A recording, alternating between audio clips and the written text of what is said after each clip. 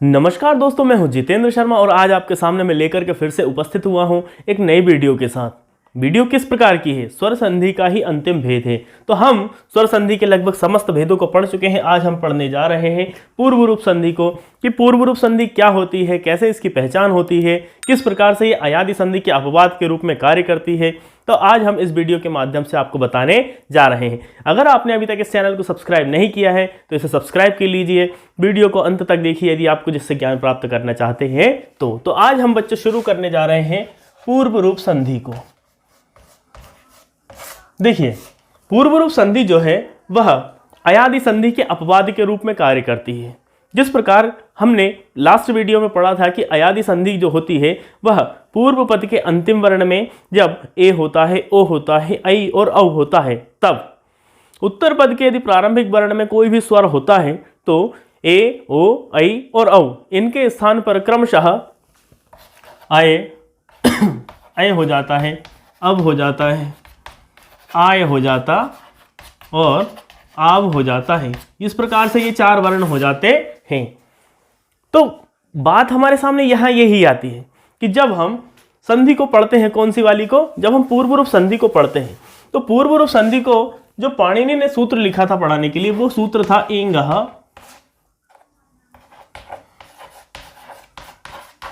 पदान्तादति, कि जब पूर्व पद के अंतिम वर्ण में एंग प्रत्याहार के वर्ण होंगे, यानी कि ए और ओ होंगे।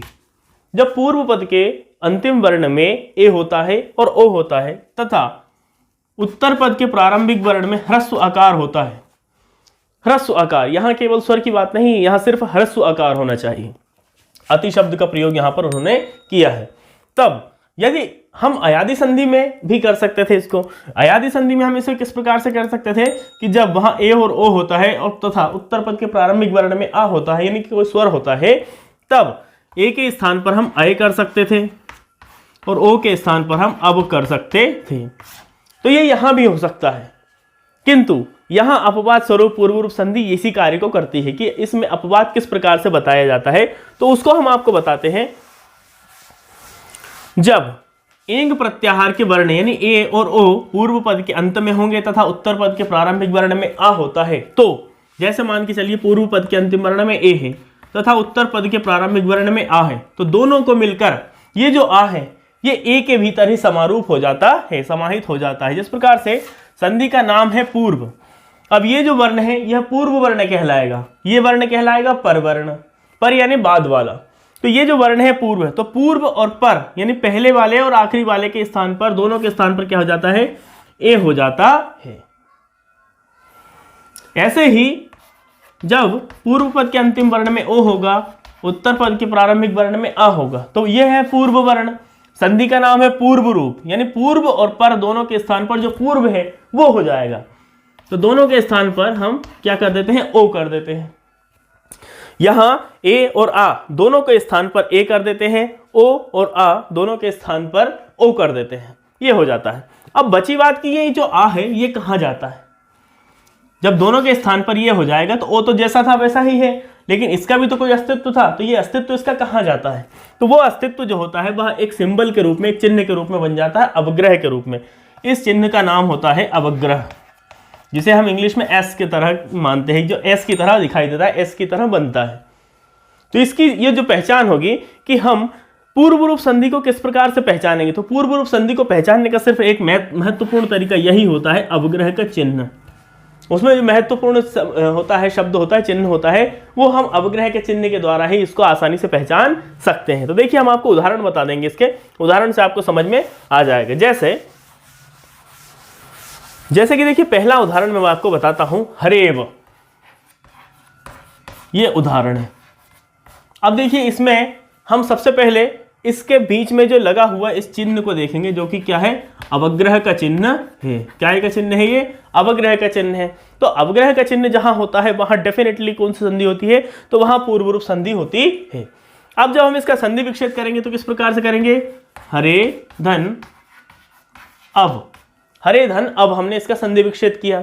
अब देखिए, हरे शब्द का जो अंतिम वर्ण है वो है ए वर्ण तथा उत्तर पद का प्रारंभिक वर्ण है आ वर्ण।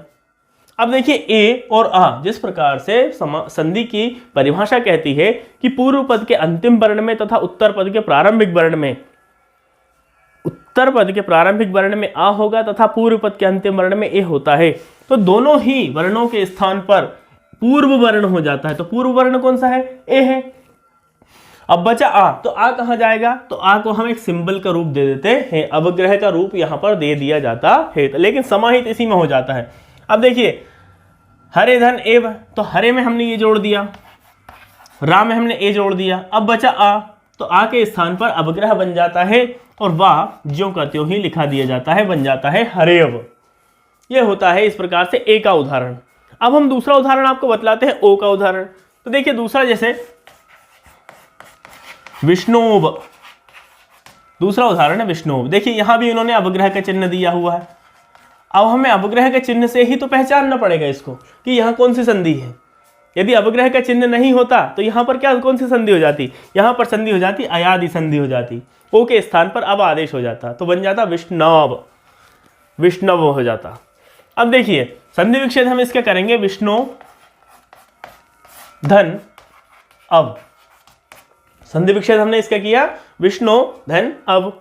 अब देखिए विष्णु का जो अंतिम वर्ण है वो है ओ वर्ण तथा अब का प्रारंभिक वर्ण है आ वर्ण। अब संधि की परिभाषा दोबारा से हम रिकॉल करते हैं। संधि की परिभाषा क्या है कि जब पूर्व पद के अंतिम वर्ण में ओ होगा तथा उत्तर पद के प्रारंभिक वर्ण में आ होगा, तो ओ और आ दोनों के स्थान पर पूर्व वाला जो वर्ण होगा वो हो जाता है। तो देखिए पूर्व वर्ण है ओ, उत्तर वर्ण है आ।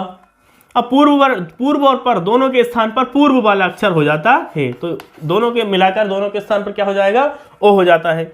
बचा आ, तो आ का हम सिंबल बना देते हैं, चिन्ह बन जाता है। अब देखिए वर्ण सम्मेलन जब होता है तो विष्णु तो था ही, विष्णु में से हमने ओ निकाल दिया था, अब विष्णु में हमने ओ को जोड़ दिया। अब बचा अब का जो आ है वो हम बन जाते हैं अवग्रह बन जाता है और इस प्रकार से विष्णु रूप सिद्ध हो जाता है। तो दोस्तों आपको सिर्फ इस पूर्व रूप संधि को इसी तरीके से पहचानना है कि यहाँ पर इसकी पहचान क्या है। तो इन वर्णों के बीच में जो अवग्रह शब्द आता है, अवग्रह आता है, जो आ शब्द आ वर्ण जो होता है वह अवग्रह का रूप ले लेता है।